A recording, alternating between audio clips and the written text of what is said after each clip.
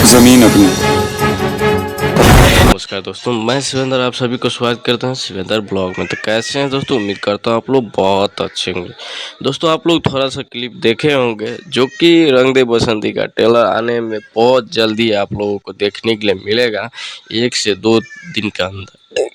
दोस्तों बता दूं, नया साल के शुभ अवसर पे आप लोगों को ढेर सारा शुभकामना, और आप लोग ऐसे ही देखते रहिएगा शिवेंद्र ब्लॉग। दोस्तों बता दूं कि खेसारी भैया का बहुत जल्दी धमाका सॉन्ग सब। तो दोस्तों बता दूं कि आप लोगों को देखने के लिए काफ़ी गजब गजब का सॉन्ग शूट हुआ है, बहुत जल्दी आप लोगों को देखने के लिए मिलेगा।